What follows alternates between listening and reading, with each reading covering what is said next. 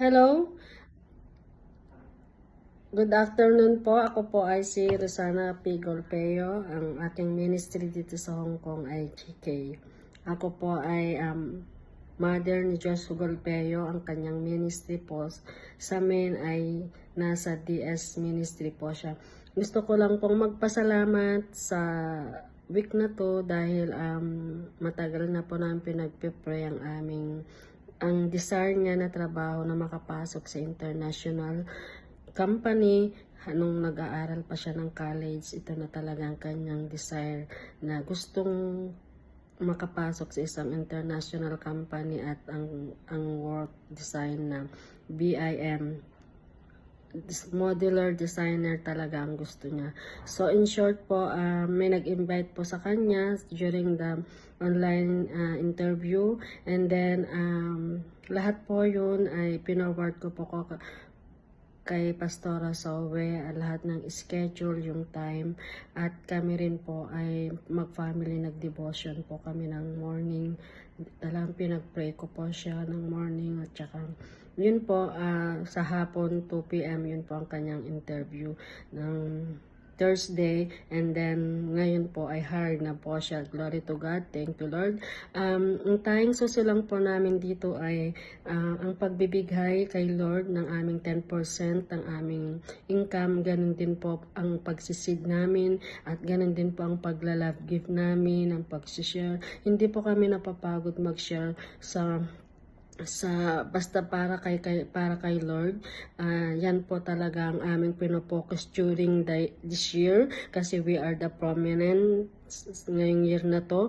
Kaya bago po natapos ang year na to ay natanggap po namin ang trabaho, ang prominent trabaho. Kaya we are excited muli sa declaration sa 2026, at kay Lord lamang po kami nagpapasalamat sa lahat ng biyaya na aming tinatanggap. Siya lamang po ang aming pinapasalamatan. Kaya thank you, Lord, sa pagpapalang pinagkakalob niyo sa amin during this year of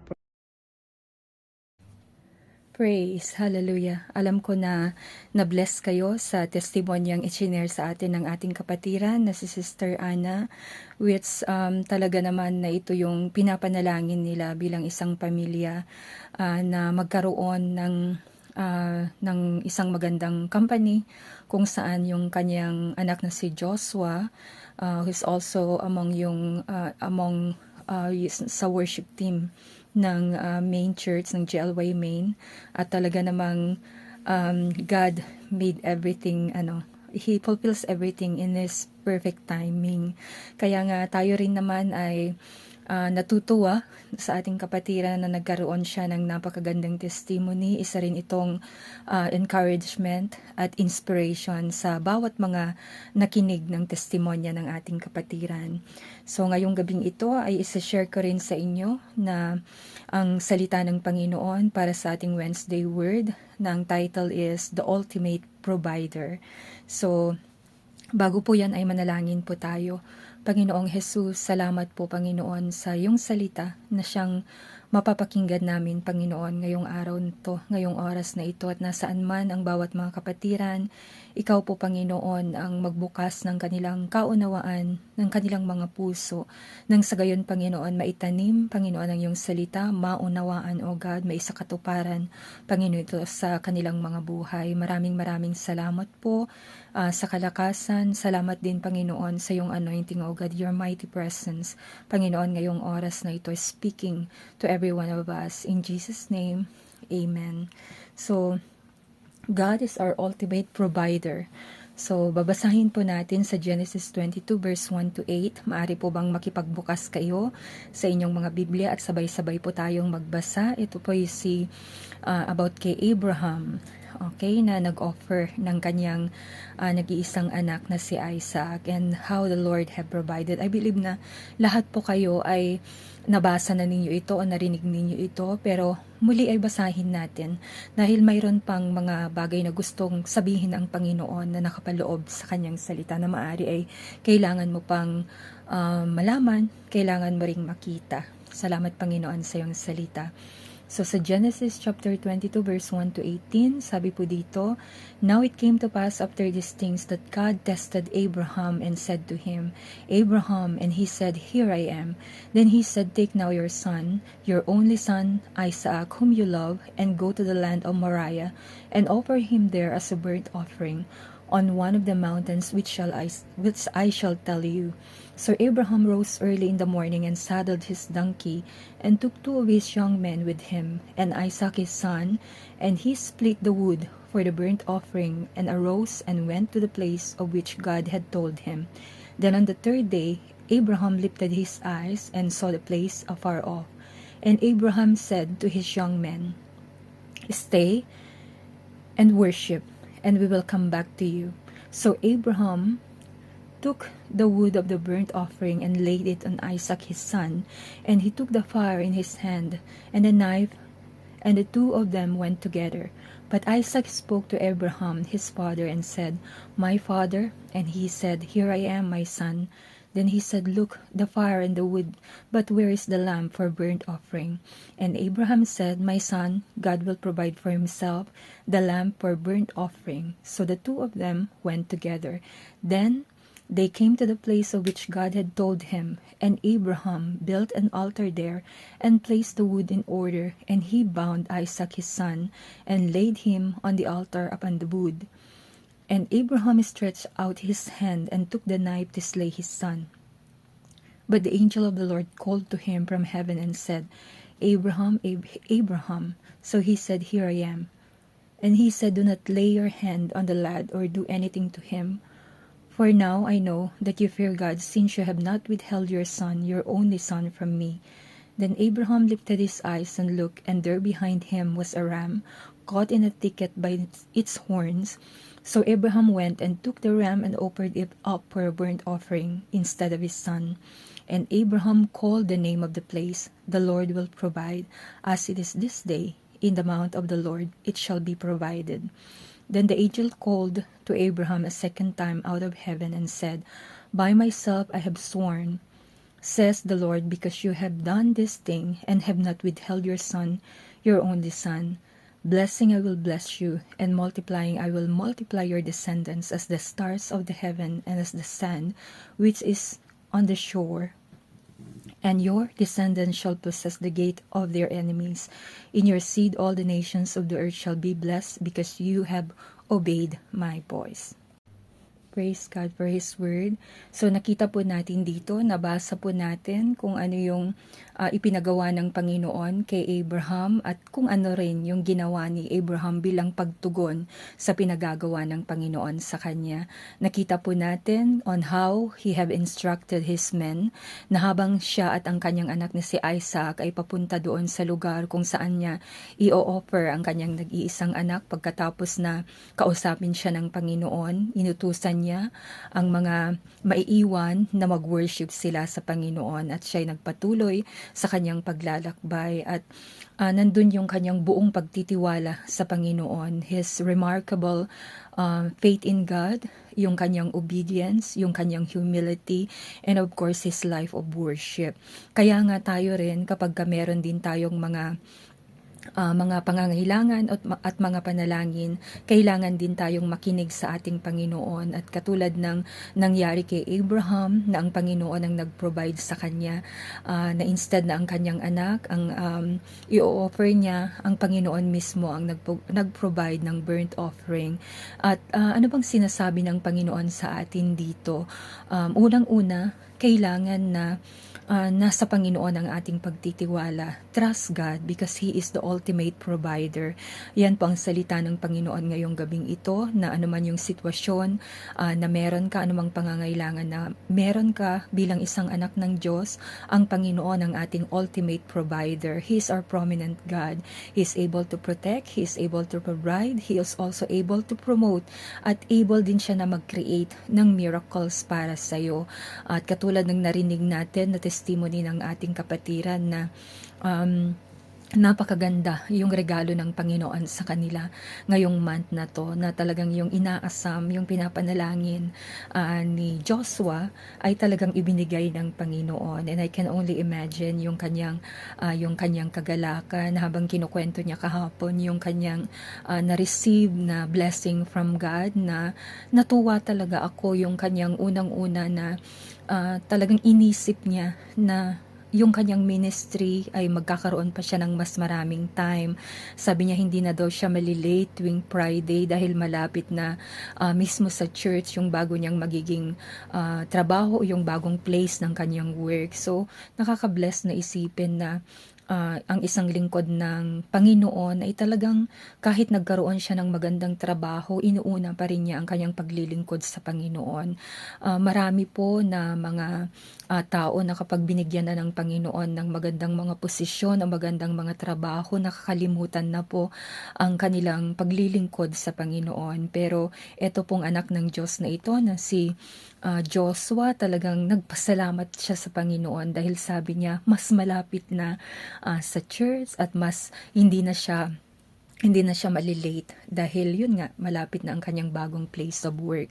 So, katulad din ng binasa natin about kay Abraham, na buong puso po na magtiwala tayo sa Panginoon, na kahit ano po yung mga nangyayari, na mga obstacles, even yung mga challenges, mga circumstances, kung ano yung sinabi ng Panginoon ay sundin po natin at buong puso po tayong magtiwala sa Kanya. Dahil ang Panginoon, kayang-kaya po niyang ibigay lahat ng mga needs natin, yung mga kailangan natin, even yun nga, yung favor na kakailanganin natin, material man na blessing or mga immaterial na blessing, kagalingan, promotion, favor sa yung pamilya, kayang-kaya ng Panginoon. So, si Abraham, na-test yung kanyang faith nung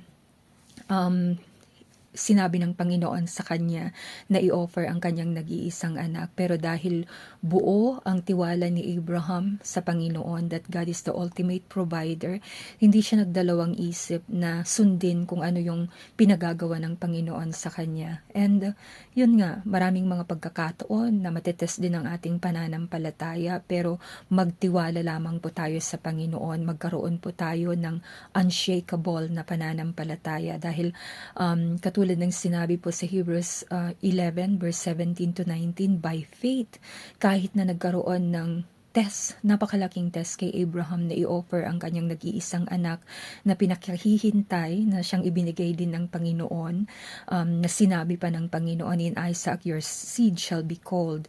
At alam niya na ang Panginoon ay able na mag-raise up din kay Isaac kung siya man ay i-offer niya. Kaya nga, nalugod ang Panginoon sa kanyang pananampalataya, which nag-provide ang Panginoon ng lamb in replacement of Isaac. Kaya nga sinabi sa Hebrews 11 verse 6, without faith, it is impossible to please Him, for he who comes to Him or to God must believe that He is, and that He is a rewarder of those who diligently seek Him.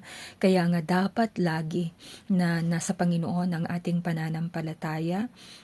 Dahil kung wala tayong pananampalataya, sinabi po niya sa nabasa natin, Hebrews 11:6, it's impossible to please God. Sa lahat ng pagkakataon ay magtiwala po tayo.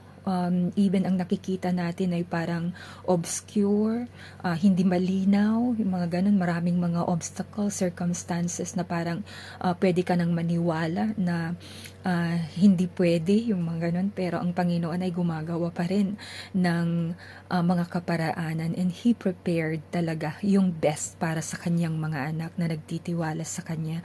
Kaya wag ka pong madi-discourage kahit dumarating po yung mga detour, mga wall. Magpatuloy ka na magtiwala, keep trusting and believing God.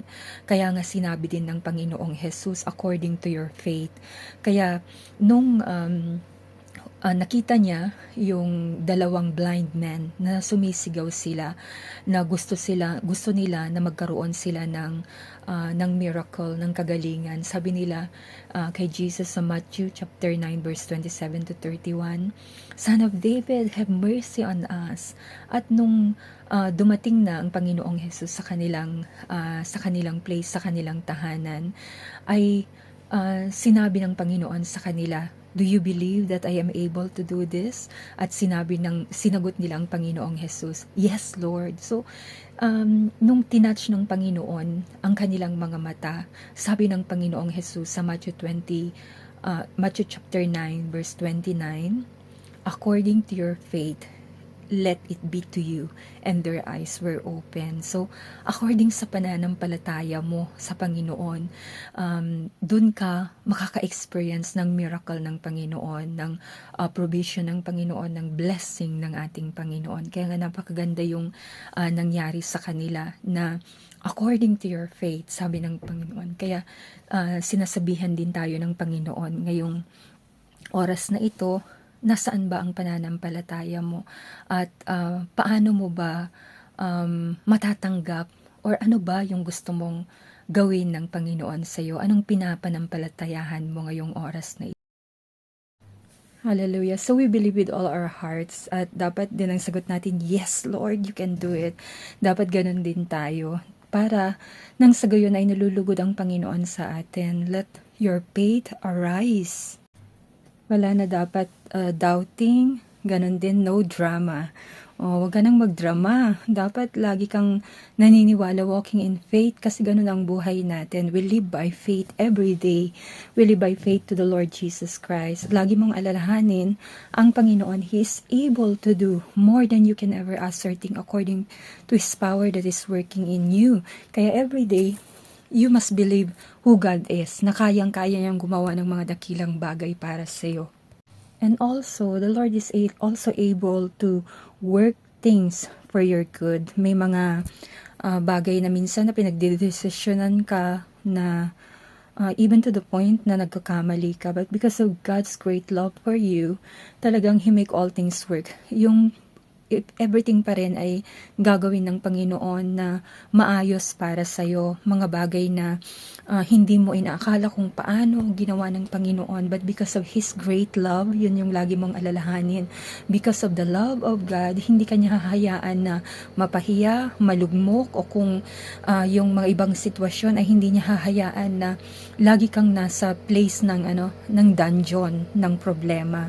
So always remember, katulad ng sinabi sa Psalm 136 na 3 beses, inulit-ulit doon sa Psalm na keep declaring that His love endures forever. Keep saying it, that His love endures forever. Kaya nga lagi, magtiwala ka sa Panginoon. He is the ultimate provider. With all your heart, sabi sa Proverbs 3:5-6, trust in the Lord with all your heart. Lean not on your own understanding. In all your ways acknowledge Him, and He shall direct your path. Magtiwala ka sa Panginoon. Buong pusong magtiwala ka sa Panginoon. Walang place ng doubt. Walang place yung mga kung ano-ano pang mga pang-iistorbo sa buhay. Patuloy kang magtiwala sa Panginoon. Lean not on your own understanding. Minsan meron tayong mga kaisipan na nakakasagabal talaga. What if may mga ganun tayo? O kaya lagi tayong nakatingin in the flesh. Ibig sabihin kung ano yung nakikita mo, parang yun na yung kaparaanan lagi ng Panginoon. Kundi dapat po ang gawin po natin, magtiwala tayo sa Panginoon, trust Him with all your heart. And in all your ways, i-acknowledge mo po na ang Panginoon gumagawa para sa'yo. At nire-recognize mo ang kanyang banal na presensya, kinakausap mo siya sa lahat ng pagkakataon, and He shall direct your paths. Ang pangalawa po na dapat nating gawin is to entrust God with our provision. Ito po yung napakaganda na isa dapat nating gawin. Yes, we trust God na siya yung ultimate provider natin.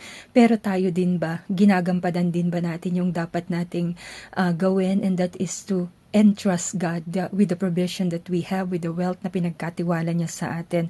Dapat mo pong alalahanin, i-acknowledge mo that God is the owner, na wala ka kung hindi ibinigay ng Panginoon. Sabi nga niya sa Deuteronomy 8 verse 18, "And you shall remember the Lord your God, for it is He who gives you the power, the ability to get wealth, that He may establish His covenant which He swore to your fathers, as it is this day. Alalahanin mo ang Panginoon, sabi niya. Remember your God who gives you the ability, who gives you the power, who gives you the provision, the influence, yung kalakasan. Ang Panginoon ang nagbigay sa'yo. Kaya maging grateful ka din at i-entrust mo sa Kanya yung mga provision mo. You honor God with your wealth. Give the best for God. Sabi niya sa Proverbs chapter 3 verse 9 to 10, honor the Lord with your possessions and with the first fruits of your increases, all your increases, so your barns will be filled with plenty and your vats will overflow with new wine. Dapat ino-honor po natin ang Panginoon with the wealth that He have given us. Wala po tayo kung hindi ibinigay ng Panginoon. Huwag po nating sasabihin na dahil ito sa kakayanan ko, dahil ito sa influence ko, sa katalimunuhan ko. You know, everything is given by God. Siya ang nagbigay sa atin.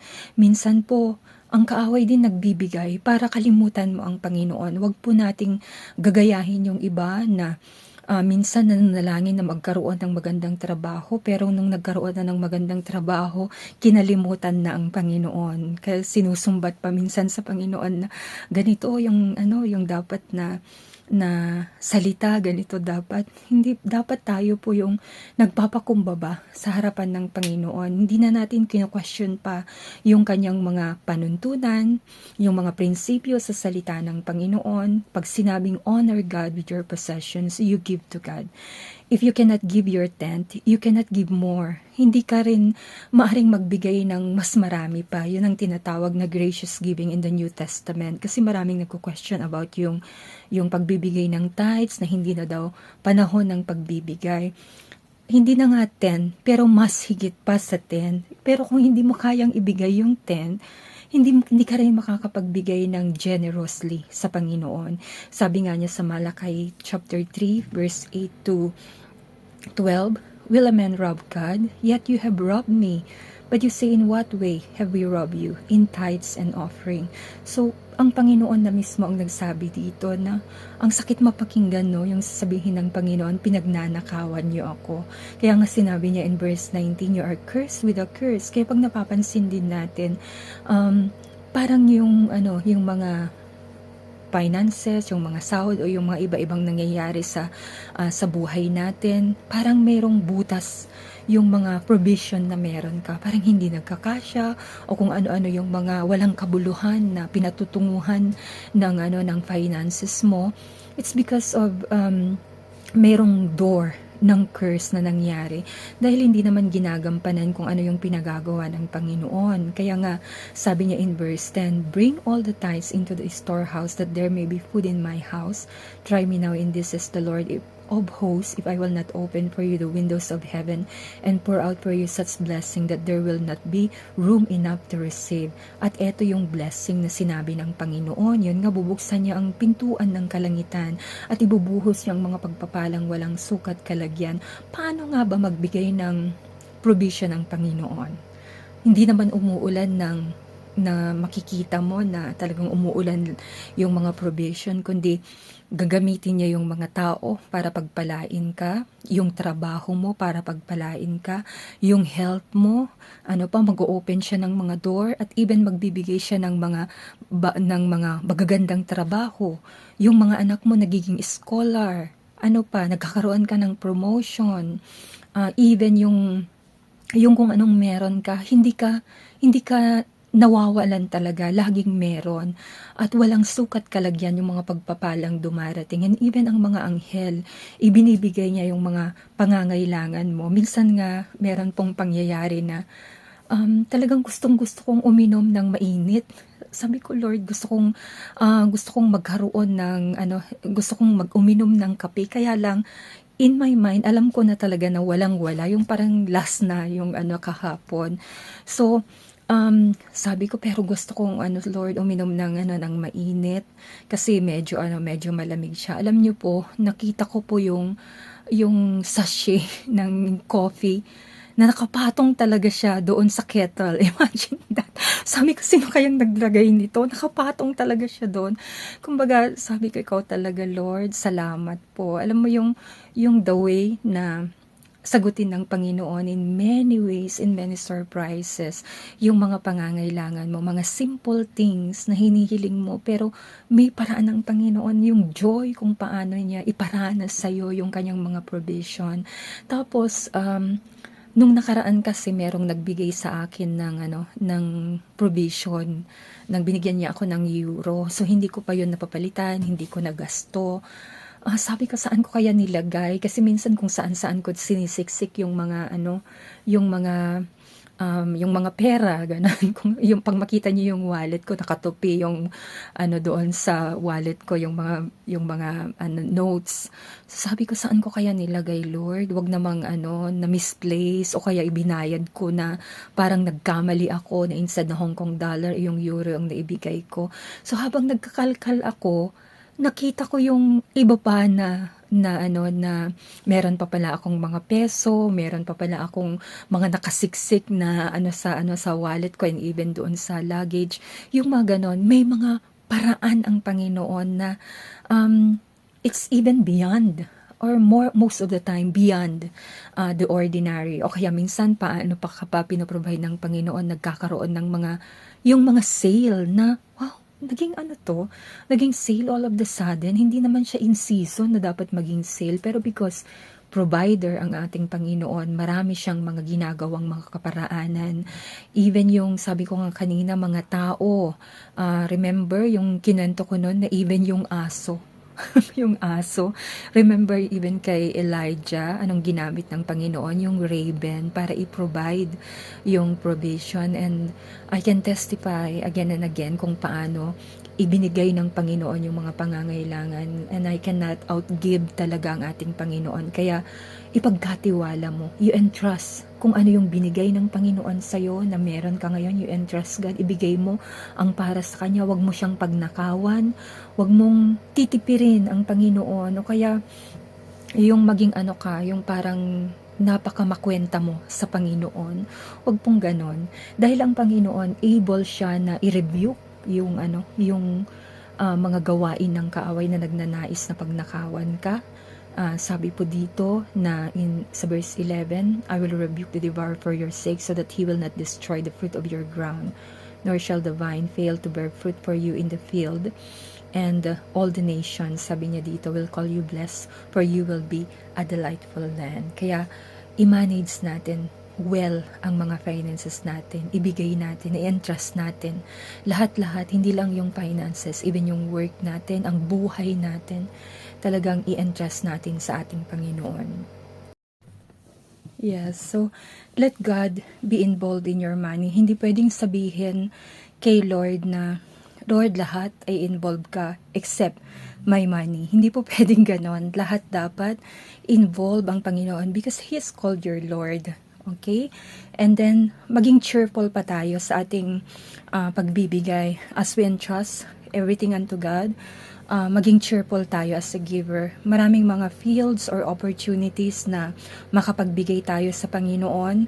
At habang nagbibigay po tayo, ay maging po tayo, cheerful, maging masaya sa larangan ng pagbibigay. Dapat kapag kami opportunity na magbigay, ikaw yung the most cheerful of all. Yung parang, yes Lord, eto na naman, thank you Lord, salamat sa pagkakataon na makapagtanim na naman ako, makapagbigay na naman ako. Kasi sabi niya in 2 Corinthians chapter 9 verse 6 to 8, but this I say, he who sows sparingly will also reap sparingly, and he who sows bountifully will also reap bountifully.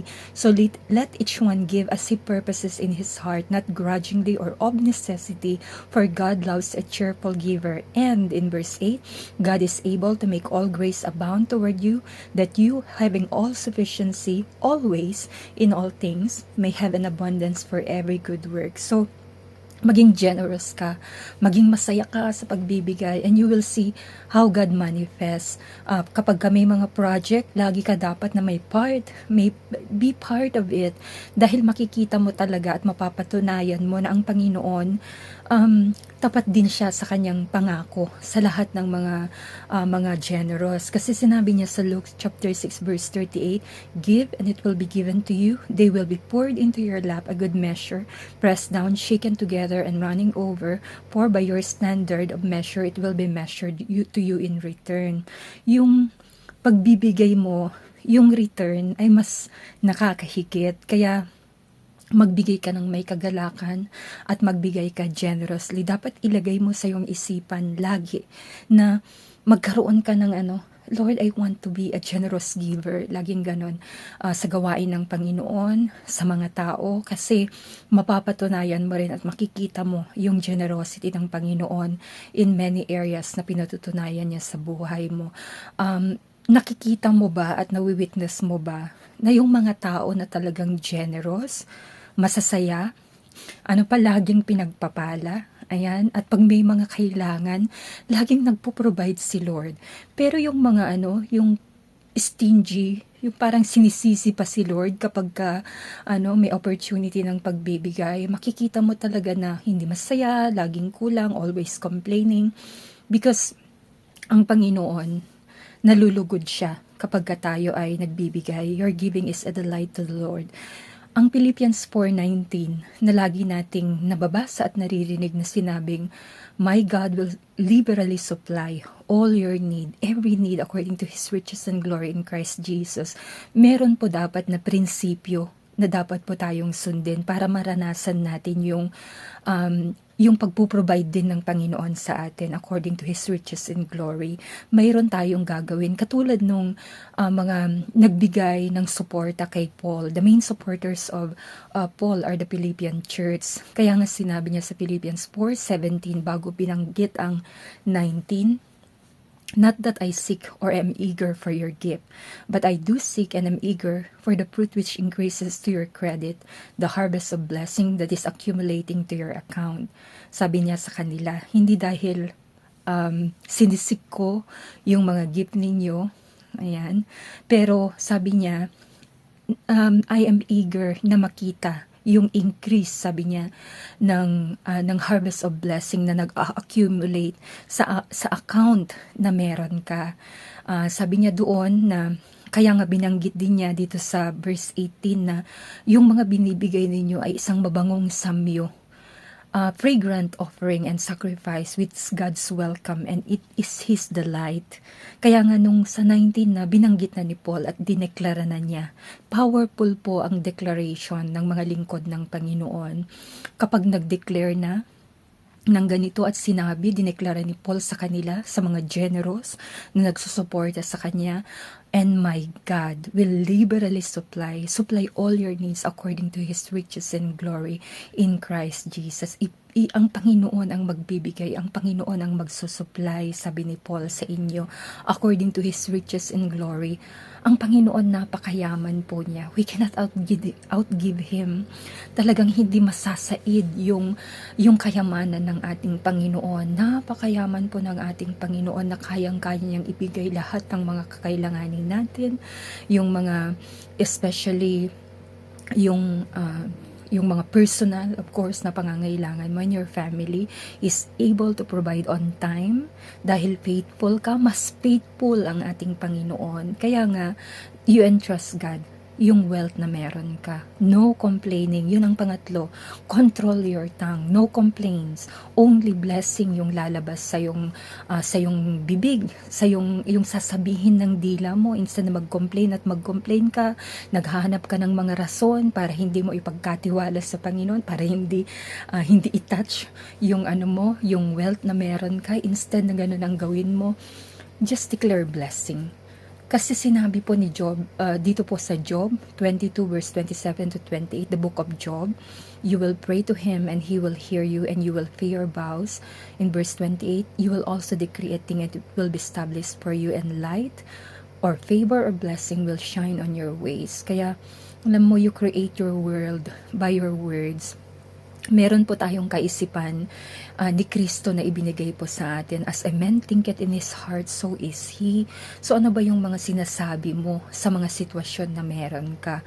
Kaya nga kinakailangan, mga kapatid, yung salita ng Panginoon na siyang naririnig natin, nababasa natin, pinapanampalatayahan natin, ay magkaroon po tayo ng tang na magdedeklara ng mga ito. Importante po na basahin natin, maunawaan natin ang salita ng Panginoon because faith comes by hearing and hearing the Word of God. Kailangan po natin na marinig ang salita ng Panginoon para yung pananampalataya natin ay lalong tumatag at yung mga pinapaniwalaan din natin ay kinakailangan din nating ideklara. Okay? Kailangan na yung mga sinasabi mo, powerful ang mga declaration ng isang totoong Kristiyano. Very powerful po siya. Kaya nga, importante that you decree and declare in your situation and i-control mo rin ang iyong tongue kapag nakikita mo on the verge na parang magko-complain ka na, you control your tongue.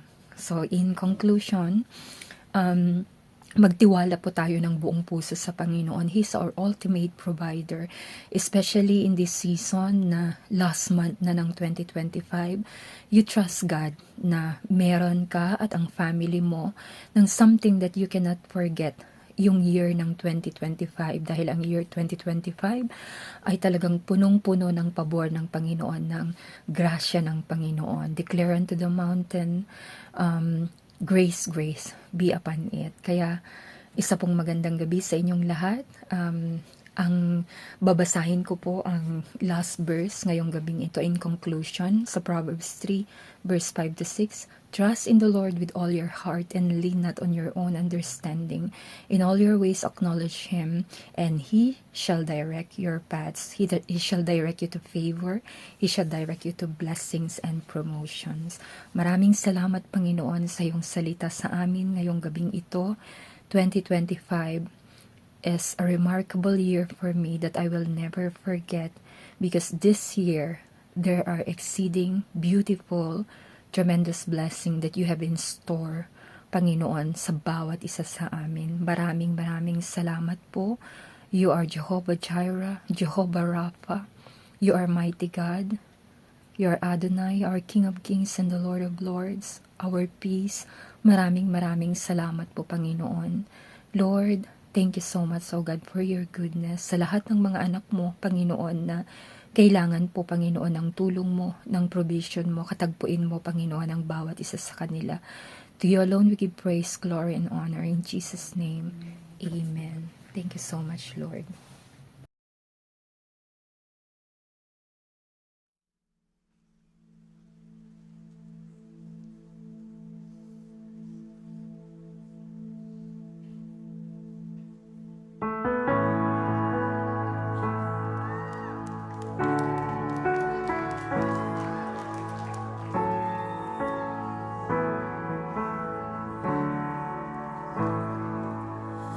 The king of my heart be the mountain where I run, the fountain I drink from.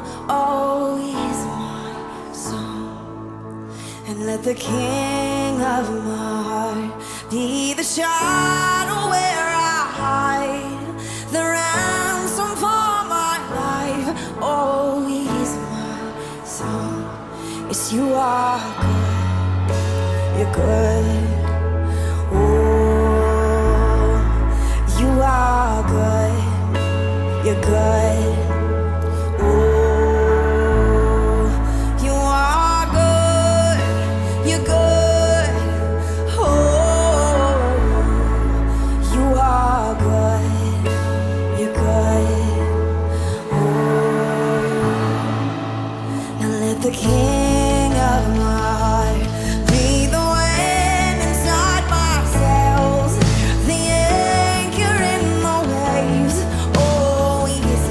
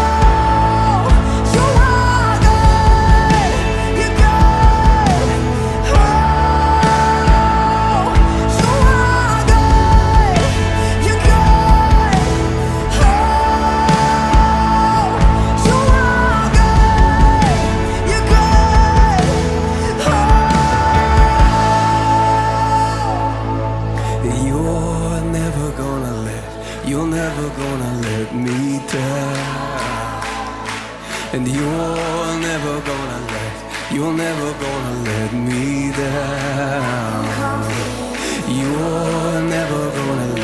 You're never gonna let me down. No, Lord, you're never gonna let me down.